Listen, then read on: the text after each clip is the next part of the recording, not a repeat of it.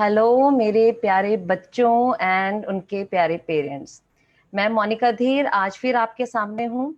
जैसा कि आप सभी को पता है कि एजुकेशन फॉर ऑल एक ऐसा प्लेटफॉर्म हमने क्रिएट किया है जिस प्लेटफॉर्म पर हम एजुकेशन रिलेटेड जितनी भी जानकारी होती है आप सभी के साथ साझा करते हैं।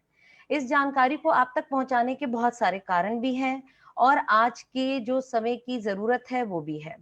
रीजन सबसे बड़ा यही है कि आज अगर हम देखें जो कोविड 19 के कारण हमारी जानकारी थोड़ी सी कहेंगे कि हमारे पास एक गूगल का जो प्लेटफॉर्म है, इंटरनेट का जो प्लेटफॉर्म है वो बहुत ज्यादा वास्ट ओपन हो गया है। उसकी वजह से जानकारी ओवर फ्लडेड हो रही है।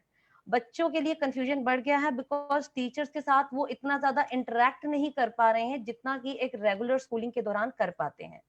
तो जब ये करियर काउंसलिंग के कॉन्सेप्ट के साथ हम बात करते हैं तो बच्चों के लिए ये वाला जो पड़ाव होता है शायद सबसे जरूरी महत्वपूर्ण पड़ाव होता है। इस पड़ाव में जब हम अपनी पूरी एजुकेशन पॉलिसी को देखें या अपने पूरे एजुकेशन सिस्टम को देखें तो शायद यही आकर हम एक फ्रीडम देते हैं बच्चे को जहां वो बच्चा अपनी चॉइस के अकॉर्डिंगली आगे अपनी पढ़ाई को कर सकता है। अभी तो ये दायरा बहुत सीमित है, देखा जाए तो इसे और वास्ट होना चाहिए। रीजन बीइंग कि हमारे पास बहुत लिमिटेड नंबर ऑफ सब्जेक्ट्स हैं। अब बच्चे को इसी सीमित दायरे में से ही कुछ ना कुछ चुनना होता है।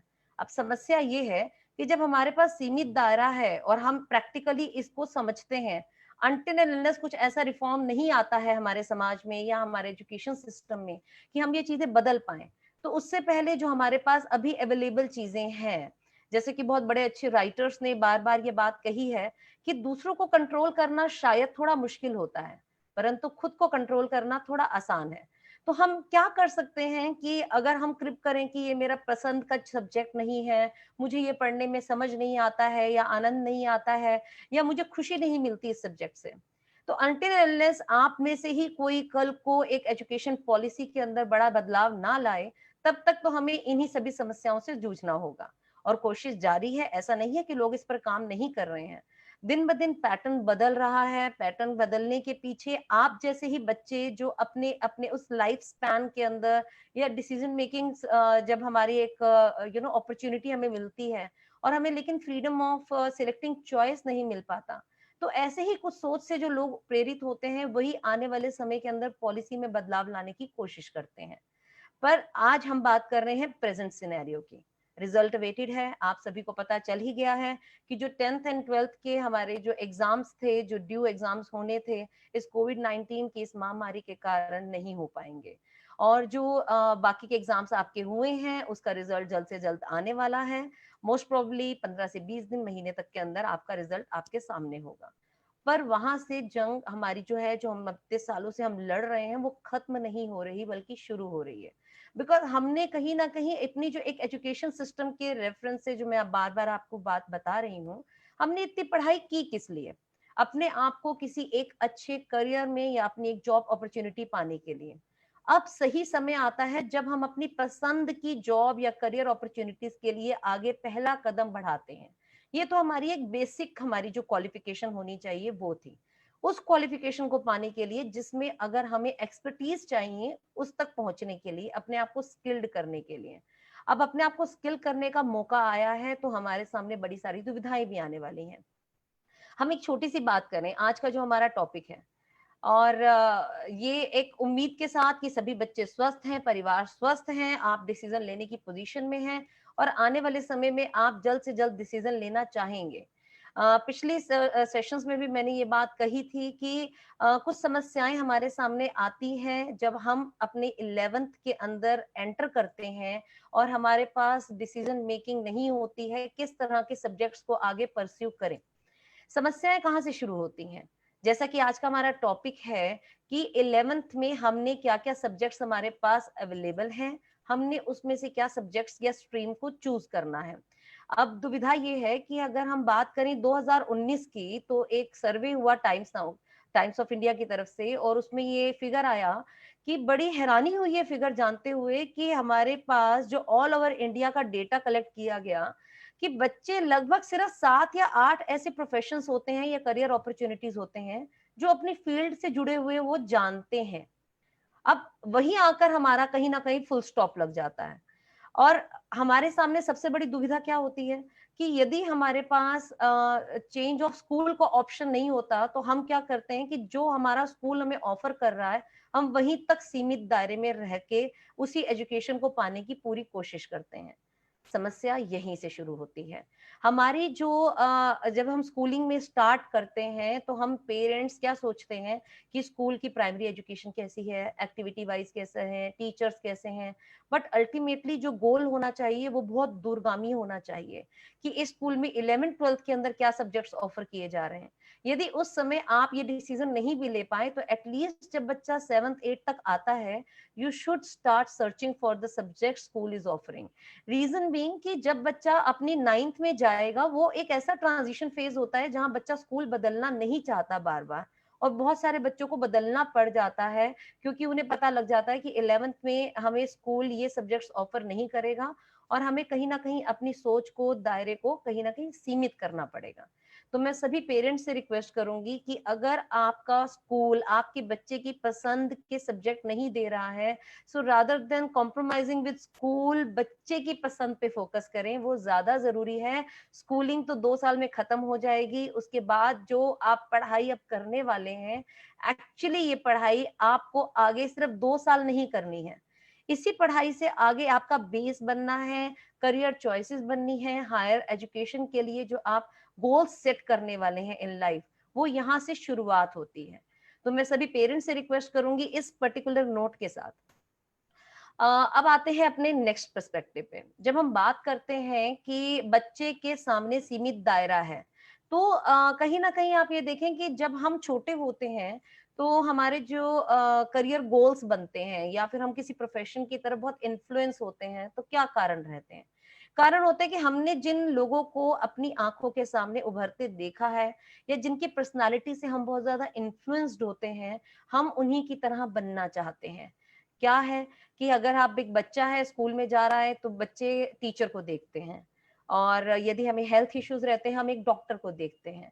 पेरेंट्स का अगर एक बिजनेस का एक अपना रहता है सिस्टम, तो उसके अंदर वो एक सीए से मिलते हैं, या फिर अगर आपने ज्यादा है बिल्डिंग कंस्ट्रक्शन वगैरह में अगर आपने परिवार में कभी करवाया या जानकारी उसके बारे में ली, तो आपको इंजीनियर्स के बारे में पता चलेगा, आर्किटेक्ट्स के बारे में पता चलेगा। सो अल्टीमेटली जो हमारे डायरेक्ट कनेक्शन के अंदर लोग होते हैं, उनकी पर्सनालिटी से हम इन्फ्लुएंस्ड होते हैं। और इसमें सबसे बड़ा रोल होता है, जो एक मैं कहूंगी कि पार्टिसिपेशन, हमारी पुलिस, हमारी आर्मी, इन सब का भी होता है, क्योंकि ये हमें विजिबल होते हैं, हम इनके डे टू डे काम को सुनते हैं, देखते हैं, इन्फ्लुएंस्ड होते हैं। तो इनकी पर्सनालिटी से तो इन्फ्लुएंस होना बनता है, और वो हमारे हीरोज हैं, वो होना भी चाहिए।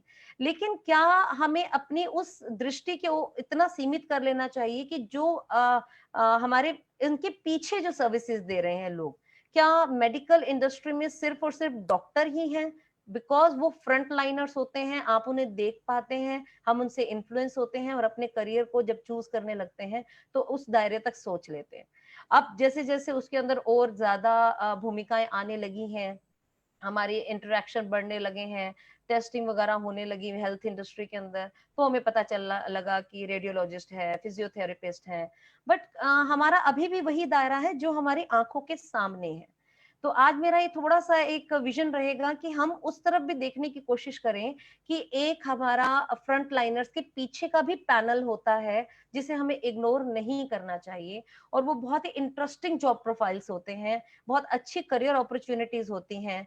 जहां तक यदि हम बात बच्चों को पहुंचाएं, तो शायद वो इसके अंदर और ज्यादा वास्ट तरीके से अपने आप को पहचानने की कोशिश करेंगे। अब समस्याएं शुरू होती हैं जब बच्चा आता है 9th के अंदर या 10th के अंदर। अभी तक तो समाज उनको ये कहता है कि जी हम अपनी पर्सनालिटी किसी और की जब इन्फ्लुएंस होती है हमारे पे, तो हम डॉक्टर बनेंगे, टीचर बनेंगे, इंजीनियर बनेंगे, आईएएस, आईपीएस, इस तरह की चीजें होती हैं। परंतु कहीं ना कहीं हमें ये समझने की जरूरत है कि जब हम बात कर रहे हैं कि हमारे फ्रंट लाइनर्स के पीछे भी एक पूरा एक सिस्टम है जो हमें देख रहा है या हमें देखने की जरूरत है। तो ऐसे में हमें सपोर्ट किस चीज की चाहिए? हमें एक गाइडेंस चाहिए जो हमें उस प्लेटफॉर्म तक लेके जाएगा, जो हमें बताएगा कि इसके पीछे कौन कौन लोग हैं और किस तरह की एजुकेशन या हम अपनी पढ़ाई तक पहुंचकर उस गोल को अचीव करने तक पहुंच सकते हैं। इसके अंदर मैं आगे एक और चीज आपके साथ जोड़ना चाहूंगी कि जब हमारे सामने ये क्वेश्चन 9th-10th में ही क्यों उठता है, बिकॉज दो कारण है कि एक तो हमें 11th में हमारे ऊपर एक तरह से सिस्टम का डंडा कह लीजिए होता है कि आपको इस समय तो कुछ चूज करना है, तो पेरेंट्स भी उस समय कुछ ना कुछ अपनी एक्साइटमेंट से लोगों से जानकारी इकट्ठा करना शुरू करते हैं, टीचर से पूछना शुरू करते हैं, बच्चों से अब एक ट्रेंड हुआ है पूछने का। अदरवाइज पहले ये ट्रेंड होता था कि कितने मार्क्स आए हैं उसके हिसाब से आपको कैटेगराइज कर दिया जाता था स्ट्रीम वाइज। बट अब जैसे जैसे लोगों को उस स्ट्रीम के अंदर कुछ और ज्यादा बेनिफिट्स दिखने लगे हैं, तो अब ये एक दायरा, जो सीमित एक दायरा स्टीरियोटाइप हमारा था, ऑर्थोडॉक्स एक कह सकते हैं सोच थी, वो बदलने लगी है। अब हमारे समाज में ह्यूमैनिटीज को इस नजर से नहीं देखा जाता है कि ये केवल उन लोगों के लिए है जिनकी परसेंटेज कम आती है, या मेडिकल या नॉन मेडिकल एक बहुत ही एलीट कहलाता है। अब सभी धीरे धीरे समानता अभी है, सभी के मन में कुछ कुछ शंकाएं रहती हैं, परंतु उन शंकाओं को दूर करने के लिए हम बैठे हैं, आप हमसे बातचीत कर सकते हैं। यदि किसी बच्चे को ऐसा लगता है कि उनके पेरेंट्स इसलिए उन्हें ह्यूमैनिटीज नहीं लेने दे रहे कि कहीं ना कहीं एक सोच के अंदर कह सकते हैं कि माइन्यूटनेस ये रहता है कि ये इंटेलिजेंट बच्चों के लिए नहीं है, या फिर एक क्रीम ऑफ द सोसाइटी में नहीं उनको इंक्लूड किया जाता, तो ये उतना ही इंक्लूसिव है जितना कि मेडिकल है, जितना कि कॉमर्स है। इसी बात के साथ आज की मैं प्रेजेंटेशन आपके सामने शुरू करने वाली हूँ। कुछ 2-3 चीजें हैं जो मैं आपके सामने और शेयर करूंगी बाय द एंड, जब तक हम इसकी एंड तक पहुंचेंगे। So I will start my presentation. इसके अंदर हम जो बात आज करने वाले हैं, मेनली यही करने वाले हैं कि हमारे पास क्या क्या स्ट्रीम्स अवेलेबल हैं। आज हम सीबीएसई की बात कर रहे हैं। 2 तरह के बोर्ड हैं, आपकी जानकारी के लिए बताएं कि दिल्ली में या दिल्ली के आसपास हम देखें, देश भर में इंटरनेशनल लेवल पे सीबीएसई एक बहुत बड़ा प्लेटफॉर्म है, बोर्ड है, जिसमें बच्चे अपने 11th एंड 12th में अपीयर करते हैं। परंतु साथ ही साथ एक इंटरनेशनल बोर्ड भी होता है, उसके बारे में किसी दिन अलग से जानकारी साझा करेंगे। ये उन बच्चों के लिए स्पेसिफिकली वो लोग टारगेट करते हैं या उसकी तरफ देखते हैं जिन बच्चों को इंटरनेशनल यूनिवर्सिटी में शुरू से ही एक गोल रहता है कि मुझे उस यूनिवर्सिटी में जाकर पढ़ना है, जो एक इंटरनेशनल बोर्ड के साथ जुड़ी हो, ताकि उसके अंदर जो एक पैटर्न है, स्टडी पैटर्न, हम उसको बहुत अच्छे से समझ सकें। तो आज हम सीबीएसई की बात करेंगे। So I just want to share my presentation with you.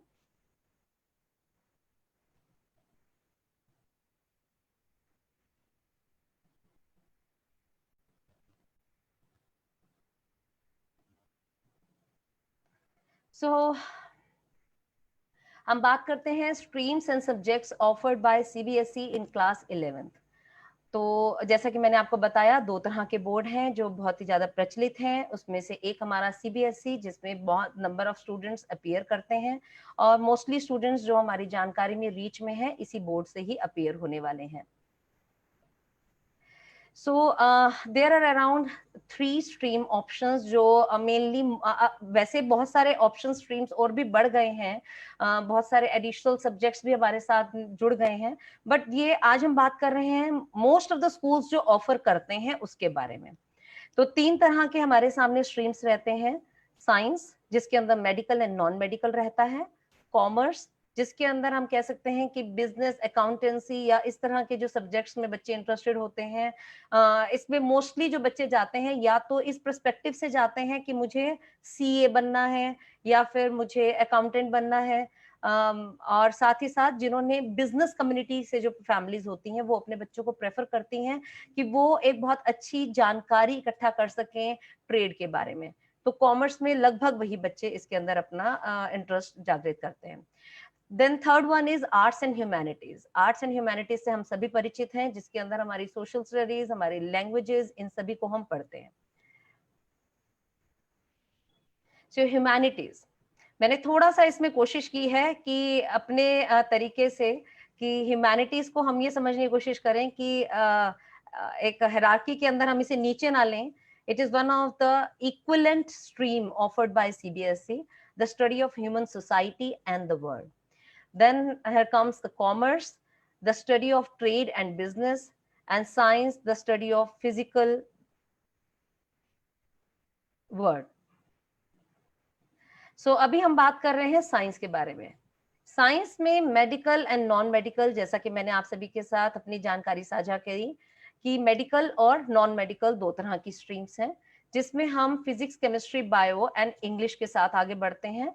और एक ऑप्शनल सब्जेक्ट मेडिकल के अंदर यूजुअली जो बच्चे लेते हैं, मोस्टली जो स्कूल्स ऑफर करते हैं, मैथमेटिक्स ऑफर करते हैं, बट बहुत सारे बच्चे मैथमेटिक्स के अलावा भी ऑप्शनल सब्जेक्ट्स लेते हैं। इसके बारे में हम आगे बात करेंगे। दूसरा साइंस स्ट्रीम के अंदर है हमारे पास नॉन मेडिकल। नॉन मेडिकल के अंदर मोस्टली बच्चे फिजिक्स, केमिस्ट्री और मैकेनिकल ड्राइंग के साथ साथ आपकी इंग्लिश सब्जेक्ट को लेते हैं।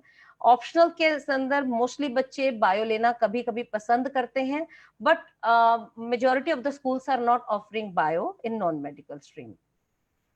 मेडिकल स्ट्रीम के अंदर यदि हम बात करें, जो हमारे पास ऑप्शनल सब्जेक्ट्स हैं इसके अंदर, psychology, biotechnology, economics, fine arts, home science and physical education. जैसा कि मैंने आपसे अभी एक जानकारी साझा करी कि ऐसा नहीं है कि ये कंप्लीट जानकारी है कि इसके अलावा और सब्जेक्ट्स नहीं है। There are many subjects offered by schools, but majority of the schools जो ऑफर करते हैं, आज हम उनकी बात कर रहे हैं, जो कहीं ना कहीं बच्चों को बहुत रेलिवेंट लगेगा। मैं कुछ भी ऐसे सब्जेक्ट्स आपके साथ शेयर नहीं करना चाह रही हूँ जो मेजॉरिटी ऑफ स्कूल्स शेयर ना करें, और आप कल को उस तरह के सब्जेक्ट्स को कहीं ना कहीं चूज करने के लिए और ज्यादा अपनी कंफ्यूजन को बढ़ा लें। ये सब्जेक्ट्स में मोर देन इनफ हैं। यदि एक बच्चे को अपने आप को एक ऑप्शनल सब्जेक्ट की तरफ जाना है मेडिकल के अंदर, साइकोलॉजी बहुत ही अच्छा एक ऑप्शन हो सकता है उनके लिए मेडिकल में। कल को अगर यदि बच्चा एक साइकेट्रिस्ट बनना चाहता है या फिर इस तरह की किसी भी फील्ड के अंदर आगे अपने आप को बढ़ाना चाहता है। इकोनॉमिक्स आज की डेट में आप कहेंगे जैसे मेडिकल इंडस्ट्री है, तो मेडिकल इंडस्ट्री एक तरह का बिजनेस की कहेंगे कि बहुत बड़ी एक मार्केट बन चुकी है। तो उसके अंदर जो स्टूडेंट्स मेडिकल इंडस्ट्री से होते हैं बट अलोंग विद इकोनॉमिक्स करके जाते हैं, तो उन बच्चों के लिए भी बहुत अच्छी अच्छी अपॉर्चुनिटीज खुलती हैं। मोस्टली हमने देखा है कि बच्चे होम साइंस भी लेना प्रेफर करते हैं। इसमें आप डाइटिशियन बन सकते हैं, न्यूट्रिशन से रिलेटेड आपकी बहुत सारी ऐसी वास्ट चीजें हैं जो आप यूज कर सकते हैं। Then physical education and fine arts, most of the students जो लेते हैं as an optional and additional subject भी लेते हैं, जस्ट इन केस कि उन्हें कोई डाउट हो कि हमारी परसेंटेज को रेज करने के लिए यदि आप चाहें तो इस सब्जेक्ट को चूज कर सकते हैं। बायोटेक्नोलॉजी बहुत सारे स्कूल्स ऑफर नहीं करते हैं, बट जो स्कूल्स ऑफर करते हैं, this is going to be a best option for medical students. Then हम बात करते हैं नॉन मेडिकल की। नॉन मेडिकल के अंदर हमारे पास बहुत अच्छे ऑप्शनल सब्जेक्ट्स होते हैं। इंजीनियरिंग ड्राइंग है, कंप्यूटर साइंस है, इकोनॉमिक्स है, देन साइकोलॉजी है, fine arts and physical education. Once again मैं वही बोलूंगी, यूजुअली ऑप्शनल सब्जेक्ट जो हमारा फिफ्थ होता है, उसके अलावा बच्चे लेना पसंद करते हैं अपनी परसेंटेज को रेज करने के लिए। और ये it's not a bad idea. अगर आप कंफर्टेबल हैं 6 सब्जेक्ट्स के साथ तो you can go for this. Now here comes the commerce. Commerce, जैसा कि हमने बात की कि ट्रेड के लिए और बिजनेस के लिए और अकाउंटेंसी, इन सब चीजों के लिए बहुत ही अच्छा एक स्ट्रीम है। देन कॉमर्स के अंदर जो मेन सब्जेक्ट्स रहते हैं हमारे, accountancy, business studies, economics, English and the optional subject. अब हम इसके बारे में बात करते हैं कि इसके अंदर ऑप्शनल सब्जेक्ट्स और कौन कौन से हैं। So optional subjects offered along with commerce stream is Hindi, mathematics, fine arts, psychology, legal studies, computer science, physical education, informatic practices, entrepreneurship, multimedia and web technology. इसके अंदर यदि हम देखेंगे बहुत ही vast number of subjects are offered by many schools.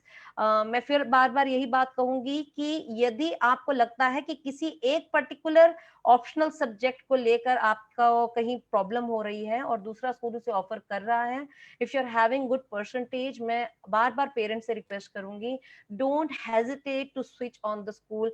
Reason being कि आपके बच्चे को जो अब पढ़ना है, ये इसका 2 साल के लिए पढ़ाई नहीं है। मैं बार बार यही पेरेंट्स से रिक्वेस्ट करूंगी, these 2 years are going to create a base for the future to come। जो भी आपको आगे करियर अपॉर्चुनिटीज चाहिए इसके अंदर बच्चे के लिए, तो उसमें क्या है कि यदि अपना बच्चा पसंद का सब्जेक्ट चूज करेगा तो डेफिनेटली एक तो परसेंटेज उसका रेज होगा ही, उसकी जानकारी भी बढ़ेगी और उसका जो एक इंटरेस्ट बनेगा, आप जबरदस्ती यदि कोई सब्जेक्ट दिलवा देते हैं बच्चे को, तो आपका तो शायद कुछ नहीं जाएगा, आपको तो इन्वेस्ट करना ही है उसकी स्टडीज के ऊपर। बट अल्टीमेटली हम एक ये बात को ना भूलें कि जब आपका एक जो गोल है इन फ्यूचर 12th के बाद एडमिशन कहीं पे भी लेने का जो पर्सपेक्टिव है, जो आपकी पसंद की यूनिवर्सिटीज हैं, अल्टीमेटली बच्चे को कॉम्प्रोमाइज करना शुरू कर देंगे, आप यहीं से करवाना शुरू करेंगे, तो डेफिनेटली इन फ्यूचर उसे कॉम्प्रोमाइजेस बहुत ज्यादा करने पड़ेंगे, बिकॉज वो उसकी पसंद के सब्जेक्ट्स नहीं होंगे और कहीं ना कहीं उसे बहुत ज्यादा तकलीफ होगी उसे पढ़ने में, जहां उसे पढ़ने में मजा नहीं आ रहा है और जिसमें वो एक्सप्लोर नहीं करना चाह रहा कुछ भी। बच्चों का एक एडिशनल पॉइंट क्या होता है कि जब बच्चे अपनी पसंद का कुछ पढ़ते हैं, तो आपको उन्हें फोर्स करने की जरूरत नहीं होती है कि यू शुड स्टडी। आप देखेंगे बच्चे के मन में खुद से ही, इवन आप अभी भी देखते होंगे कि कोई पसंद का सब्जेक्ट होता है तो बच्चा बार बार जब भी आप उसे पढ़ने के लिए बोलते हैं, तो उसी पर्टिकुलर सब्जेक्ट की तरफ उसका फोकस ज्यादा रहता है, रीजन बीइंग कि वो उसे एंजॉय करता है, वो उसे बर्डन की तरह नहीं फील करता। So I would like to request all the parents out here जो भी मुझे सुन रहे हैं, मैं आप सभी से एक तरह से रिक्वेस्ट करूंगी on behalf of my sweet kids, जो इतने प्यारे बच्चे हैं जो मुझे सुनते हैं, देखते हैं, और मुझे आई डोंट नो, ये एक ऐसी दुनिया है, वर्चुअल दुनिया है, बट स्टिल बच्चों के साथ उनके खुशी को एंजॉय करने में जो मजा है, आई बिलीव ये जो एक इंसान की भूख होती है अंदर से, I can't explain in front of you, but ये बहुत ही अच्छी चीज है यदि आप इसे फील करना शुरू करें। ये आपके इंटरनली आपकी सोल को इतना खुश करती है जब आप किसी के चेहरे पे खुशी देखते हैं। तो ये छोटे छोटे बच्चे जब मुस्कुराते हुए मुझसे बात करते हैं, तो कहीं ना कहीं आई रिलेट टू देम। और एक करियर काउंसलर की लाइफ में क्या है ना कि पहला असूल यही है कि बच्चे की प्राइवेसी और एक एम्पैथी के साथ उसकी बात को सुनना। तो when I put my self on their place, तो मुझे लगता है कि नहीं, उनके साथ जस्टिस नहीं हो रहा है। उनको जो चुनना चाहिए था अपनी लाइफ में, एक गलत टाइम पे चुनने से उनको जो आगे फ्यूचर में प्रॉब्लम्स आ रही हैं, वो हम शायद इतना जो हमने इन्वेस्ट किया है ऑन देयर स्टडीज, और जितना अमाउंट इन्वेस्ट किया है, जितना टाइम इन्वेस्ट किया है, जितना इमोशंस हमने इन्वेस्ट किए हैं बच्चे पे, वो 2 मिनट में खत्म हो जाते हैं जब हम बात करते हैं उसकी परसेंटेज की। So rather than criticising them on their behalf of their percentage, I believe बच्चा परफॉर्मर, मैं बार बार कहती हूँ, बाद में है, ही और she is your child first. तो उसके जितने भी परसेंट आए हैं मार्क्स, जस्ट उसको कॉपरेट करें, उसको उसी के अकॉर्डिंगली एडजस्ट करने में। और यदि उसको उस ड्रीम को अचीव करने के लिए कुछ बड़ा करना पड़ता है, कुछ चेंजेस लाने पड़ते हैं, बदलाव लाने पड़ते हैं इन योर लाइफस्टाइल या इन स्कूलिंग पैटर्न, तो please go for it. So our next is humanities, my favourite. क्योंकि मैं इसे अपना फेवरेट इसलिए बोलती हूँ कि एक बहुत लंबे समय तक even I was into this projection कि ह्यूमैनिटीज, क्योंकि जब हम स्कूलिंग करते हैं तो हमारा जो एक एनवायरनमेंट होता है, डोमेन होता है, वो हमें एक मेंटली प्रोसेस कर देता है कुछ चीजों के लिए। तो ह्यूमैनिटीज हमारे सामने ना शायद कुछ इसी तरह का सब्जेक्ट रहा है। जब अपने स्कूल के अंदर हम अपने टीचर्स के साथ ये देखते हैं कि जो साइंस या मेडिकल स्टूडेंट्स हैं उनके साथ टीचर्स का एक अलग तरीके का एक्सपेक्टेशन होता है, कॉमर्स के स्टूडेंट्स के साथ अलग तरीके का एक्सपेक्टेशन होता है, बट ह्यूमैनिटीज को उतना जस्टिस नहीं कर पाते टीचर्स या पेरेंट्स, सोसाइटी नहीं कर पाती एज अ होल। तो ये मेरी एक बहुत ही इंटरनल पेन है कि प्लीज इसके लिए थोड़ा अपना मन बड़ा करें। हम अगर देखें कि हमारे इंडिया, नॉट ओनली इंडिया, आप इंटरनेशनली ग्लोबली देखेंगे, तो जो लोग भी पूरे सिस्टम को रन कर रहे हैं एक्चुअली, इवन दो मैं कहूंगी जो इंजीनियर्स और डॉक्टर्स को भी रन कर रहे हैं, वो कहीं ना कहीं ह्यूमैनिटीज बैकग्राउंड से निकले हुए हैं। तो your social skills should be very good. और ह्यूमैनिटीज हमें कहीं ना कहीं एक वास्ट वैरायटी ऑफ सब्जेक्ट देता है to open for social environment, हमारी साइकोलॉजी को पढ़ने के लिए, हमारे सोशियोलॉजी को पढ़ने के लिए। जो main subjects offered by CBSE in humanities हैं, 4 मेन सब्जेक्ट्स हैं, वो है history, political science, economics and geography. इसके साथ अदर ऑप्शन में हम अगर बात करें जो ह्यूमैनिटीज में हमें ऑफर होता है, it's bundle of subjects, fine arts है, media studies, Hindi, legal studies. Even though Hindi यदि हमने जैसे बात करी कॉमर्स के अंदर भी ऑफर होती है, यदि हम ऑप्शनल सब्जेक्ट की तरफ जाते हैं तो। और जो लीगल स्टडीज हैं ये भी हमारे को वहां पर डेफिनेटली ऑफर होती है। बट जैसे अगर आप लॉयर बनना चाहते हैं, एडवोकेट बनना चाहते हैं, उस फील्ड में यदि आप निकलना चाहते हैं तो legal studies is one of the best option you can have. Sociology, जो बच्चे इस समाज को पढ़ना चाहते हैं मैं तो कहूंगी, क्योंकि साइकोलॉजी कहीं ना कहीं एक ह्यूमन माइंड को पढ़ने के लिए सब्जेक्ट है, तो सोशियोलॉजी समाज को पढ़ने के लिए सब्जेक्ट है। होम साइंस वंस अगेन, इसके अंदर बहुत सारी वास्ट वैरायटी बच्चों को मिल जाती है। Then physical education and definitely we should not forget mathematics. बहुत सारे स्कूल ऑफर नहीं भी करते बट कुछ ऑफर करते हैं। एंड मैथमेटिक्स का जो कॉम्बिनेशन है with economics in humanities, this is going to give far away benefits for the students. तो मैं सभी स्टूडेंट्स से भी रिक्वेस्ट करूंगी कि यदि आपको ये ऑप्शन है, don't get afraid of mathematics. Actually कहीं ना कहीं एक जो हमारा ह्यूमैनिटीज को लेके एक डबल स्टैंडर्ड हम जिसे बोल सकते हैं सोसाइटी का है, वो शायद ये भी एक रीजन है कि मैथमेटिक्स को हम जो एक वैल्यू मिलती है समाज में इस सब्जेक्ट को, वो मेडिकल स्टूडेंट्स के पास डेफिनेटली मैथ्स होता है। और कॉमर्स स्टूडेंट्स भी कभी कभी ऑप्शनल में मैथमेटिक्स नहीं लेते हैं, अदर देन मैथमेटिक्स सब्जेक्ट्स लेते हैं। बट ह्यूमैनिटीज को यदि हम बात करें, शायद पहले इतना ज्यादा ट्रेंड नहीं था, क्योंकि इसके अंदर हमें बच्चों को ऑप्शंस नहीं पता होते थे कि how we are going to utilise humanities along with mathematics. तो ये एक बहुत अच्छा जेल किया है सीबीएसई ने इसके अंदर, और बहुत सारे स्कूल इसको अब ऑफर करने लग गए हैं। सो मैं पेरेंट्स से रिक्वेस्ट करूंगी, it's a very good combination. Economics and mathematics को यदि आप लेते हैं, लीगल स्टडीज को यदि आप साथ में लेते हैं, तो if school is offering such subjects you should go for it. अब हम बात करते हैं कि कौन कौन से ऐसे करियर अपॉर्चुनिटीज हैं कि हम बात करें कि फॉर इंस्टेंस हम मेडिकल की बात करते हैं। मेडिकल में क्या हम सिर्फ डॉक्टर तक सीमित रहेंगे? जैसा मैंने आपको बताया कि फ्रंट लाइनर्स को हम देख के बहुत इन्फ्लुएंस होते हैं, बट फ्रंट लाइनर्स के पीछे पूरी एक फौज होती है जो उनको सपोर्ट करते हैं। Without their help only doctors won't be able to cooperate or give something to the society. ये एक टीम होता है। जैसे कि हमने पहले भी मैंने बात करी कि मेडिकल को हम ऐसा ना करें कि इसके जो और भी नंबर ऑफ ऑप्शंस हैं उनको देखना शुरू करते हैं। जैसे होम्योपैथी अपने आप में, आयुर्वेदा अपने आप में बहुत ही आज की डेट में हम समझेंगे एलीट ऑप्शन हो सकता है। बिकॉज जिस हिसाब से एलोपैथी के साथ साथ होम्योपैथी, आयुर्वेदा, इन सब ने अपना एक समाज में स्पेस बनाया है, बच्चों के लिए बहुत ही अच्छा ऑप्शन हो सकता है। आप अपनी रूट्स के साथ जुड़ते हैं तो मे बी आप और ज्यादा उसको बेनिफिट पहुंचा सकते हैं अपनी सोसाइटी को।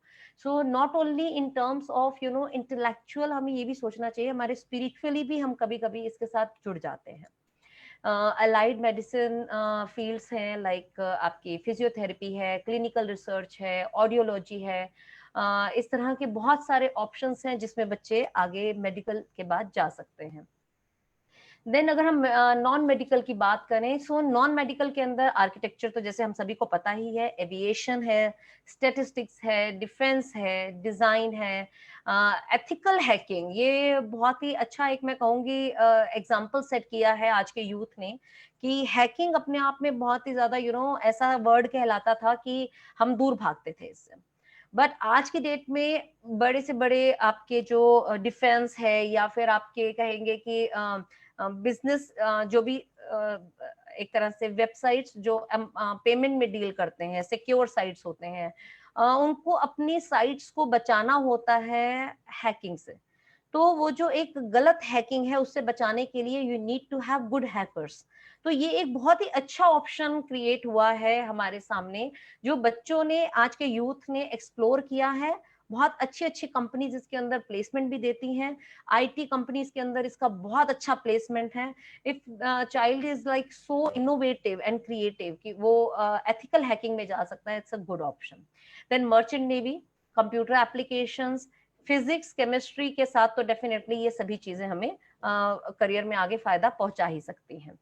Now if you are going to talk about commerce, then commerce के साथ हम बात करेंगे कि कॉमर्स में आप 12th के बाद चार्टर्ड अकाउंटेंसी तो डेफिनेटली है ही, देन कंपनी सेक्रेटरी है। एक्चुरियल साइंस अपने आप में बहुत ही वास्ट एंड बहुत ही इनोवेटिव प्रोफेशन है, जो शायद हम में से बहुत सारे लोग नहीं जानते। एक्चुरियल साइंस में यदि हम बात करें, I just want to take 1 minute so to explain this profession. हम यूजुअली पॉलिसीज अपने लेते हैं, LIC की पॉलिसी आपने सुना होगा, प्राइवेट बैंक्स की पॉलिसीज होती हैं। ये सब पॉलिसीज जो डिजाइन की जाती हैं, क्योंकि it's a very long term process. तो इस लॉन्ग टर्म प्रोसेस के अंदर क्या है कि आपको सिर्फ 1 साल के लिए नहीं, एक फाइनेंशियल ईयर के लिए नहीं सोचना है, आपको आने वाले शायद 10, 15, 20 साल के लिए एक प्लानिंग करना है। सो ऐसे में one should have that kind of information कि एक्चुअली जब आप लॉन्ग टर्म प्लानिंग करते हैं इन फाइनेंस, तो उसके लिए क्या क्या रेमेडीज लेनी चाहिए। बहुत बड़े बड़े companies and policies making companies इसके अंदर इनको यूटिलाइज करती हैं। और ये इस देश की विडंबना है that globally, even though globally, not only globally, in India we are having only approximately 400 to 700 in between का कुछ रेशो है जो एक्चुरियल साइंस करके बच्चे यहाँ तक आते हैं। And it will take 10 years to reach up to that particular level. It's a certificate. लेकिन इसके अंदर एक सबसे सोचने की बात है कि 10 years को यदि हम देखें तो इस 10 years में ऐसा नहीं कि आपका स्ट्रगलिंग टाइम है, you are going to get in earning hand, आप बहुत जल्दी उसमें आ जाते हैं अर्निंग प्रोसेस में। बट एक बार आपने यदि आफ्टर 10 years वो एक्चुरियल साइंस आपने कंप्लीट कर लिया, तो मुझे ऐसा कहने में कुछ शंका नहीं है कि आप इन करोड़ आपके बच्चे की इनकम बढ़ सकती है। सो जैसा कि मैंने बार बार ये बात कही है कि अगर आप अपनी पसंद का सब्जेक्ट बच्चे को लेके देंगे, तो उसके अंदर उसकी वास्ट जितना ज्यादा जाते जाएंगे, आपने शायद बिकॉज आपने पॉलिसीज खरीदी हैं, पॉलिसीज बनाने वाले के बारे में आपने शायद नहीं इतना सोचा होगा। तो मैं बार बार वही बात कर रही हूँ कि जो हमारे बैक एंड में काम कर रहे हैं, जो हमारे डिसीजन मेकिंग के अंदर हैं, या समाज को या दुनिया को डिजाइन कर रहे हैं, इकोनॉमिक्स को डिजाइन कर रहे हैं on any of any country और ग्लोबली वर्ल्ड वाइड, तो ऐसे लोगों को हम लोग शायद पर्सनली नहीं जानते, इनके पर्सनालिटी से इन्फ्लुएंस उस समय नहीं हो सकते। बट क्योंकि ये फील्ड बहुत ज्यादा मेहनत मांगता है, इनोवेशन मांगता है, और साथ साथ क्रिएटिविटी होना बहुत जरूरी है इसमें, so it's a very innovative and a new profession for kids. आगे हम बात करें यदि, तो साथ में स्टॉक ब्रोकिंग में बच्चे जा सकते हैं, फाइनेंस एंटरप्रेन्योरशिप में जा सकते हैं, then management definitely it's a very huge industry all together. Then economics के साथ साथ देन बैंकिंग PO में जा सकते हैं, आपका लॉ है, होटल मैनेजमेंट है, और इस तरह की बहुत सारी ऑप्शंस हैं जो बच्चे के सामने हम रख सकते हैं। यहाँ पर आपको बहुत डिटेल में सारी चीजें बताना थोड़ा असंभव है, because there are unlimited options for kids, approximately 250 to 300 options हैं बच्चों के लिए। सो ये बहुत हद तक डिपेंड करता है बच्चे की पर्सनालिटी पे। तो जब हम बात करते हैं 1-to-1 सेशन की, तो शायद मैं आपको अभी एक हमारा ह्यूमैनिटीज का एक सेक्शन निकल जाए, then I will back to this particular topic. तो ह्यूमैनिटीज में लास्ट सेशन में भी जैसे मैंने आपको बताया था, बहुत ही ज्यादा ऑप्शंस बच्चों के लिए अवेलेबल हैं। इसके अंदर बच्चे designing, law, psychology, economics, management, then history, archaeology, international relations, hotel management, event management, mass communication, mass media, journalism, civil services, social work, sociology, photography, fashion, then communication, content writing, इस तरह की vast number of fields in front of the students have from humanities उनके सामने है, open है। मैं जैसा कि आपको मैं बोल रही थी कि हम वापस आएंगे पर्टिकुलर एक टॉपिक के ऊपर, कि जब आप चूज करते हैं ये स्ट्रीम, ये एक बेसिक आइडिया है। सब्जेक्ट्स तो डेफिनेटली जैसे मैंने आपको बताया कि हो सकता है कि कुछ स्कूल इसके एडिशन टू दैट और भी सब्जेक्ट्स ऑफर करते हों, पर हमारे सामने सबसे बड़ी समस्या ये है कि हम शायद उनको उनके बारे में इतनी इंफॉर्मेशन नहीं रहती हमारे पास। सो हम यही से ही बच्चे को एडजस्ट करने की आदत डाल देते हैं कि जो आपका स्ट्रीम या सब्जेक्ट स्कूल ऑफर कर रहा है, जस्ट स्टे इनटू दिस, आप बेटा यही ले लो। सो मैं पहली बात तो मैं आपको बार बार ये आई बिलीव मैं थर्ड या फोर्थ टाइम कह रही हूँ, बिकॉज यहीं से आप बच्चे को फ्रीडम ऑफ सिलेक्शन दे सकते हैं। अपनी पसंद का सब्जेक्ट पढ़ना उसका हक है, प्लीज आप उससे उसका हक मत छीनिए, आप उसे कॉम्प्रोमाइज करने के लिए मत कहें।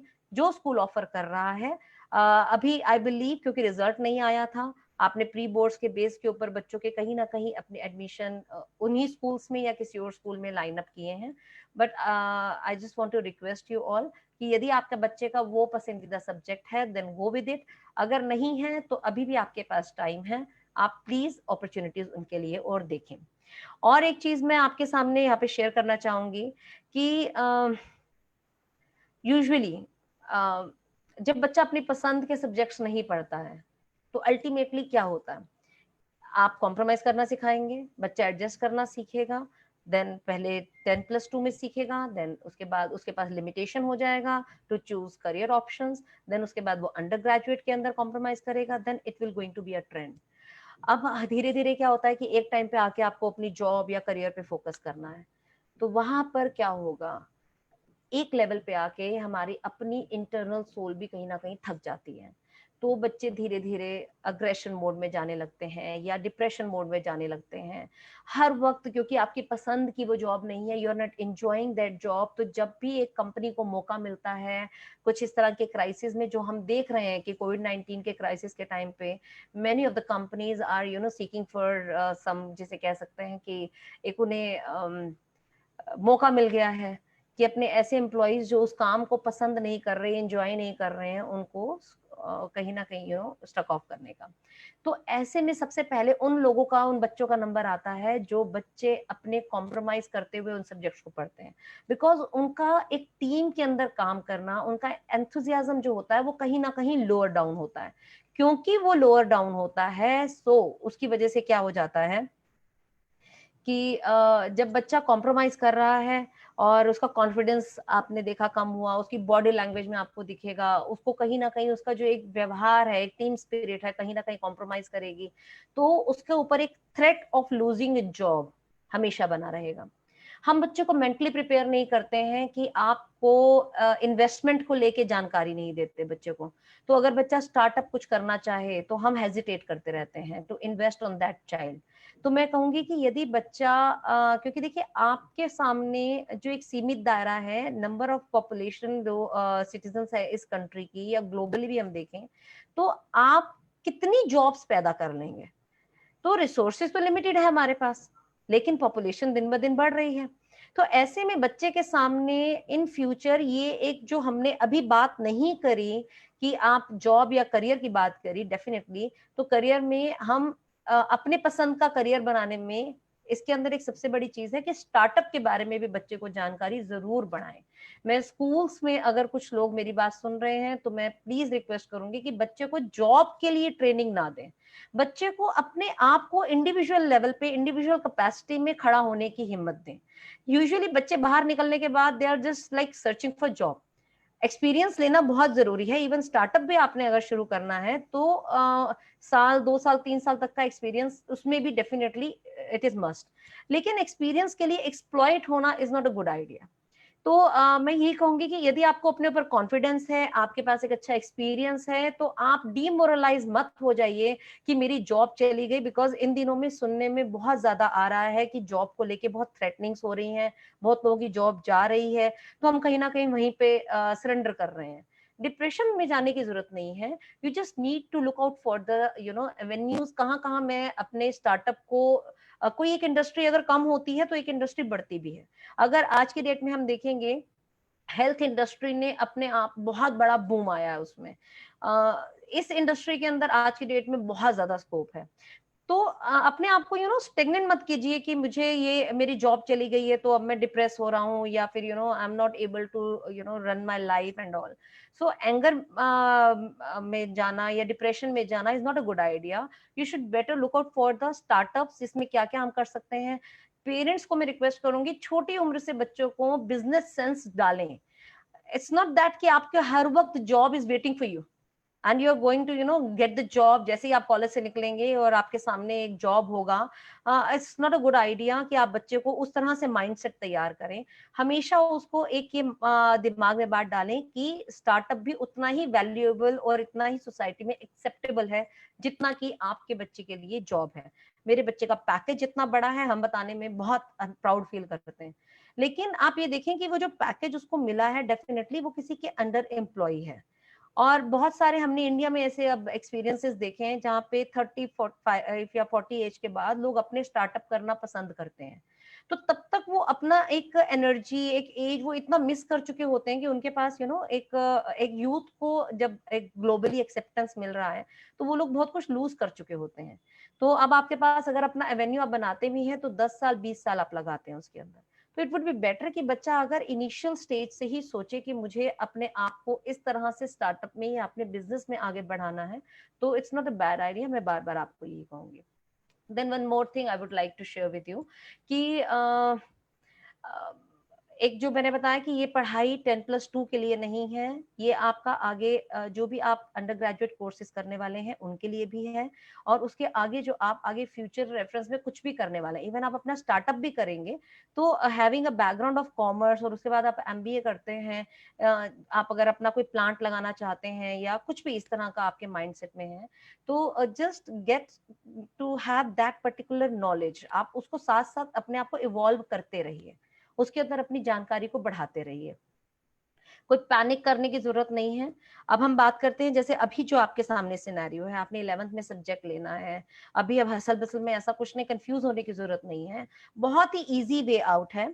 आपके पास क्या ऑप्शंस है उनको देखिए, आप रिसर्च करिए वो ऑप्शंस आपके लिए कितनी सही है, on the basis of your own introspection. अपने बारे में आप क्या जानते हैं, आपके इंटरेस्ट क्या है, आपके पर्सनालिटी कैसी है, इन सब चीजों को इनकॉर्पोरेट करते हुए just choose the subject. If you are not able to do so, तो आप लोग हमारी मदद ले सकते हैं, काउंसलिंग सेशन ले सकते हैं।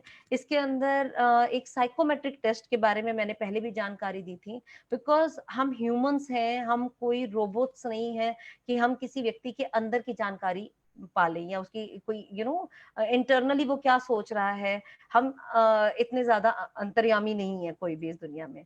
सो मैं रिक्वेस्ट करूंगी कि यदि आप खुद भी अपने आप को इंट्रोस्पेक्ट नहीं कर पा रहे हैं एंड यू आर थिंकिंग कि नहीं, I have not taken a right decision, कहीं मेरे से गलती हो गई है और ये मेरा फोटे नहीं है, I should change it now. So आप अभी भी आपके पास मौका है, मैं बार बार यही बात कह रही हूँ। तो एक साइकोमेट्रिक टेस्ट के बारे में मैंने पहले भी जानकारी दी थी। ये एक बहुत ही साइंटिफिक टूल है जिसको हम as a counselling pattern use करते हैं इन अवर सेकेंड स्टेज। आप इसके अंदर आपसे एक 90 मिनट्स का क्वेश्चनर सेशन होता है। आप इसके अंदर 3 तरह के ट्रेड्स के बारे में जानकारी ली जाती है आपसे। आप इसके अंदर अपनी जानकारी जो भी आपको लगता है आप उसमें डालें, बिकॉज जैसा मैंने पहले भी जिक्र किया है अपने वर्कशॉप में कि हर व्यक्ति वर्बली या नॉन वर्बली अपने आप को कम्युनिकेट करने में कन्वीनियंट नहीं होता है। तो अगर किसी काउंसलिंग सेशन को ले भी रहे हैं और आपके सामने ये समस्या है कि आप अपने आप को वर्बली एक्सप्रेस भी नहीं कर पा रहे और आपकी नॉन वर्बल कम्युनिकेशन से, क्योंकि आज की डेट में हम 1-to-1 नहीं मीटिंग कर पा रहे हैं, तो नॉन वर्बल कम्युनिकेशन से चीजें आपके सॉफ्ट स्किल्स या बिहेवियरल चेंजेस को देखते हुए हम नहीं ऑब्जर्व कर पा रहे हैं, तो ये जो क्वेश्चनर होगा it will based on a very scientific pattern, जो आपसे जुड़े हुए सवाल पूछेगा डायरेक्टली और इनडायरेक्टली, इन अ वे कि आपको भी शायद डायरेक्टली क्वेश्चन का आंसर करने में इतना कन्वीनियंस नहीं होगा। तो questions are made up in a way कि आपको आपकी जो पर्सनालिटी ट्रेट्स हैं वो उसमें उभर के सामने आएंगी। क्या आप इंट्रोवर्ट हैं, क्या आप एक्सट्रोवर्ट हैं, क्या आप सोशल हैं, या आप बहुत ज्यादा एंथुजियाज्म आपके अंदर बहुत ज्यादा है। तो ये सारी चीजों का एक आपके पर्सनालिटी ट्रेट्स को निकल के आएंगी। देन आप रीजनिंग स्किल्स में कैसे हैं, आप मैकेनिकल स्किल्स में कैसे हैं, ये सारी चीजों का ब्यौरा उसमें हमारे सामने आ जाता है। और आपको एक पर्टिकुलर एक डेटा रहता है कि हमारे सामने कौन सी ऐसी फील्ड्स हैं जो मेरी पर्सनालिटी ट्रेट्स को सूट करती हैं। तो ये जस्ट मैं एक सिनेरियो आपको बता रही हूँ कि अगर आप खुद से चूज नहीं कर पाते हैं then you can approach to us, क्योंकि मैंने आपको बताया कि यहाँ पर हर एक फील्ड के बारे में जानकारी देना is not a good option, because उससे कंफ्यूजन और बढ़ जाता है। मेरा जो एक आइडिया है आज की वर्कशॉप को वो बस इतना है कि आपके सामने कितनी फील्ड्स है, हम अपने आप को सीमित ना करें, हमारे सामने अनलिमिटेड अपॉर्चुनिटीज हैं। बस यही एक मेरा मकसद था आज की इस वर्कशॉप का। आशा है आप सभी को पसंद आया होगा, और यदि आया है तो प्लीज कमेंट सेक्शन में जरूर मुझे लिखें, ताकि मुझे भी मोटिवेशन मिले कि आप क्या और जानना चाहते हैं, ये भी आप इसमें लिख सकते हैं। और यदि आप चाहें और जानकारी लेना चाहते हैं थ्रू टेलीफोनिक कॉल्स, तो आप please your calls are open. Then इसके साथ साथ मैं एक चीज से यहाँ पे अपनी बात खत्म करना चाहूंगी कि बच्चे बार बार बात करते हैं, ये बच्चों के लिए पर्सनली मैं बात कहूंगी कि हम मोटिवेटेड फील नहीं करते हैं, हमारा मोटिवेशन डाउन हो जाता है। इस पर्टिकुलर सिनेरियो के ऊपर बेस्ड मैं ये बात कहना चाहूंगी कि बच्चे अपने आप को मोटिवेटेड फील कराने के लिए you don't need to do anything specific. 3 channels के अंदर हमारी मोटिवेशन रहती है। कई बार मुझसे भी लोग पर्सनली पूछते हैं, और I don't know it's a right platform और नॉट, लेकिन कई लोग मुझसे पूछते हैं कि आपके अंदर इतना एनर्जी और इतना टाइम आप कैसे दे पाते हो। तो मुझे ऐसा लगता है कि शायद ये मेरी इंटरनली कहीं ना कहीं मेरी रिक्वायरमेंट मेरी सोल की है। One of my friend she just suggested me and she just told me कि you are feeding your soul. And ये मुझे बहुत ही अच्छी लगी बात दिल को, कि शायद ये शब्द मुझे एक्सप्रेस करते हैं। So I just want you to do that. आप वो काम करें जो आपकी सोल को अंदर से खुश करें, आप वो काम मत करें जो सोसाइटी को खुश करता है। आप जब हम बात करते हैं पेरेंटिंग की, तो हम वहां पे बार बार बात बोलते हैं कि पेरेंट्स और स्टूडेंट्स, बच्चे जो है अलग अलग एंटिटी हैं। बच्चों को, पेरेंट्स को, और पेरेंट्स ने बच्चों को इक्वल अमाउंट ऑफ रिस्पेक्ट देना है, बिकॉज वो सेपरेट एंटिटीज हैं। वो आपके बच्चे हैं इसलिए आप उन्हें होल्ड कर लेंगे, ऐसा नहीं होता है। आपको उनको फ्रीडम ऑफ चॉइस देना ही पड़ेगा, otherwise in future they are definitely going to crib, और आपको वो जो क्रिटिसिज्म होगा शायद उस टाइम पे अच्छा नहीं लगेगा, but right now you are doing that. Parents अभी ये ऐसा कर रहे हैं जो फोर्सफुली बच्चों को सब्जेक्ट सिलेक्शन करवा रहे हैं। सो बच्चों का जो मन है उन्हें चूज करने दीजिए। देखिए, हर फील्ड के अंदर कुछ ना कुछ ऑप्शंस उनके सामने निकल ही आएंगी। अगर आप ये सोच रहे हैं कि नहीं, मेडिकल के बाद ही उसे कुछ लिक्रेटिव कुछ ऐसा मिलेगा जिसमें हाई एंड होंगी, देन हाईली पेड होंगी, ऐसा नहीं है। आपके सामने अपॉर्चुनिटीज का खजाना है, जस्ट आपको उसे खोजना है, और you can reach to us for that. तो अपने आप को मोटिवेटेड रखने के लिए, जैसे मैं बता रही थी, 3 चैनल से अंदर है। First your body, then your mind, then your intellect. तो हम अपनी बॉडी को क्या फीड कर रहे हैं, अपने माइंड को क्या फीड कर रहे हैं, और अपने इंटेलेक्ट को क्या फीड कर रहे हैं ना, इससे हमारा मोटिवेशन बनता है। मेरी बॉडी के अंदर यदि मैं हर वो चीज तरह का कचरा डालता जाऊंगा जिससे कि मेरी बॉडी ही कंफर्टेबल फील नहीं कर रही, until unless my body is not fit, तो आपका माइंड कभी फिट हो ही नहीं सकता। क्योंकि आपका फोकस पूरी बॉडी पे बना रहेगा, मेरे यहाँ दर्द है, मेरे वहां प्रॉब्लम है, मुझे यहाँ तकलीफ है। सो आपको फोकस हटाना है ना बॉडी से और माइंड पे लाना है, तो कीप योर बॉडी फिट। आपकी बॉडी फिट हो गई, आपने अपनी बॉडी में हर तरह का वैल्यूएबल चीज डालना शुरू किया इन टर्म्स ऑफ फूड, और जो भी आप लिक्विड्स लेते हैं वो ऐसा लीजिए जो आपकी बॉडी को कुछ ना कुछ नरिश करे। हमें अपनी बॉडी में कचरा नहीं डालना है, तो वो हमारी अपनी है। जस्ट मेक श्योर अपने घर के अंदर कचरा नहीं डालते हैं और बॉडी के अंदर हम वो चीज डालना शुरू कर देते हैं जिसे हम जंक फूड बोलते हैं। सो हम क्या पी रहे हैं, क्या खा रहे हैं, हमारा मन जैसा तन में हम लगाएंगे वैसा ही मन आगे बनेगा। सो अपनी बॉडी को फीड अच्छा करना शुरू करें, then your body will be happy. आपकी बॉडी से आपका फोकस हटके आपके माइंड पे आएगा। देन हम माइंड में क्या डाल रहे हैं, माइंड में भी कचरा नहीं डालना है। माइंड में कचरे का मतलब है कि आपने अपने आप को वो चीज देनी है जो उसके लिए या समाज के लिए बहुत अच्छी है। हम छोटे छोटे सेशंस जब ले रहे थे बाल संस्कार केंद्र के, तो हम बच्चों से बार बार एक ही बात करते थे कि अच्छे और बुरे की परिभाषा क्या है।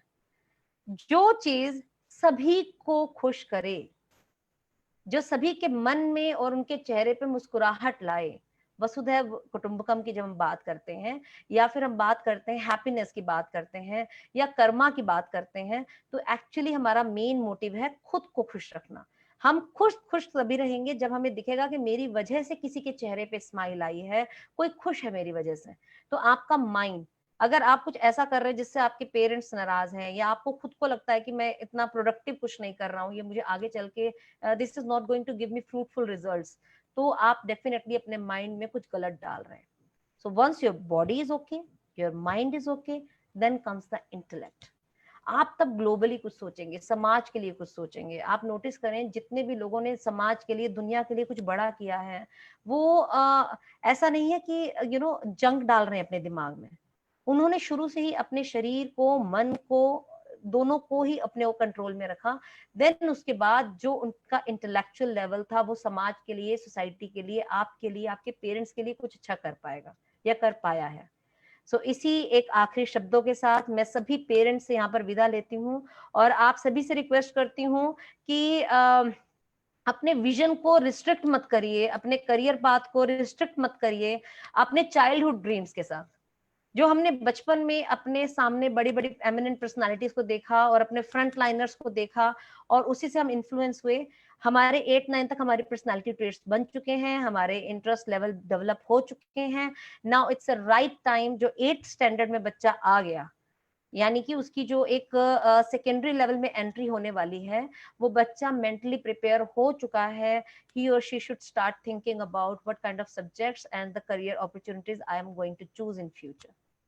तो सभी को बहुत बहुत धन्यवाद, आपने इतना पेशेंटली मेरी बात को सुना. और इसके बाद भी आपकी कोई क्वेरीज होती हैं तो most welcome, I am here to help you. Thank you very much.